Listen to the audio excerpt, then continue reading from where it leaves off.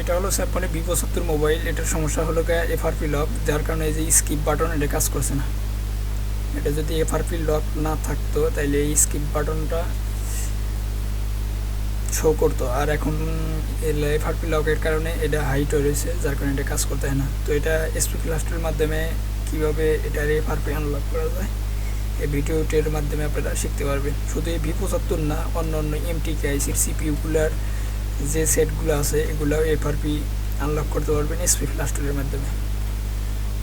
তো প্রথমে আমরা এসপি ফ্ল্যাশ টুলটা ওপেন করি। এখন ওপেন করার পরে আমরা এই জায়গা থেকে স্ক্যাটার সিলেক্ট করব।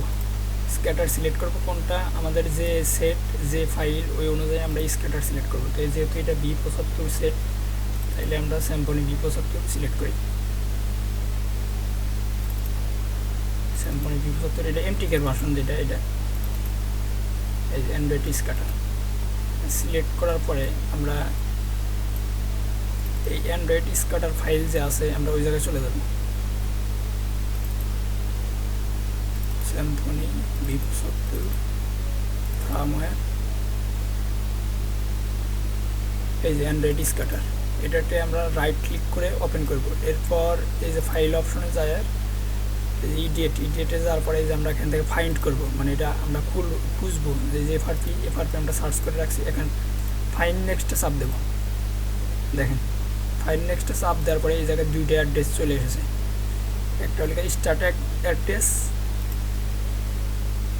মানে এটা দুইটা অ্যাড্রেস আছে, দুইটা একই জিনিস, বিগিনিং আর এন্ড, দুইটা অ্যাড্রেস দেওয়া আছে। এই অ্যাড্রেসটার মাধ্যমে এটা এফআরপি লক আনলক করা যাবে।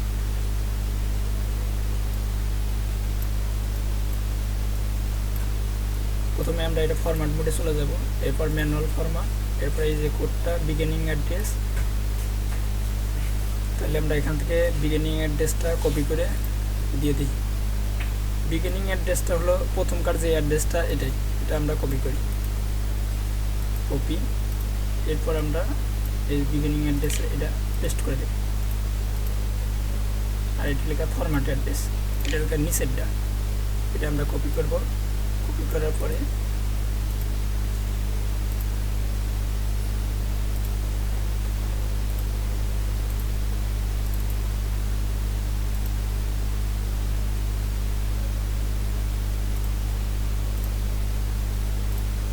এটা আমরা যে দ্বিতীয় অ্যাড্রেসটা এটা কপি করব। কপি করার পরে এটা আমরা এই যে ফরম্যাট অ্যাড্রেসে এটা বসিয়ে দেব। এরপর এটা মিনিমাইজ করে দেই। দেখেন মোবাইলটা এখনও এফআরপি লক আছে, যার কারণে এই স্কিপ বাটন কাজ করতেছে না। তো এটা আমরা এবার স্টার্টে চাপ দেব। স্টার্ট, মোবাইলটা পাওয়ার অফ করে নেই।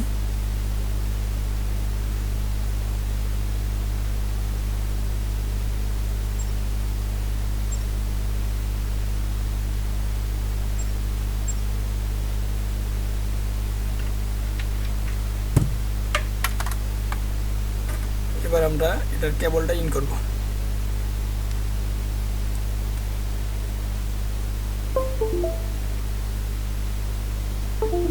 দেখেন এই জায়গায় ফরম্যাট ওকে লেখা হয়েছে, তার মানে আমাদের এফআরপি লকটা রিমুভ হয়ে গেছে।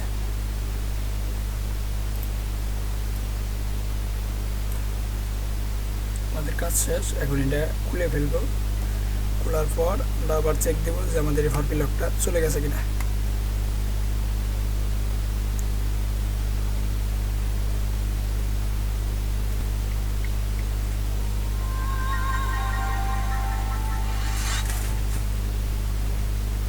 চালু হয়েছে, এবার আমরা দেখব এফআরপি লকটা চলে গেছে কিনা।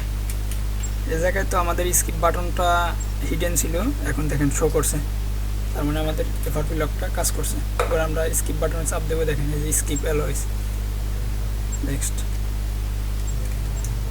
Skip always, next, next. দেখেন বই আমাদের মোবাইলটা এসপি ফ্ল্যাশ টুলের মাধ্যমে এফআরপি আনলক করা হয়েছে।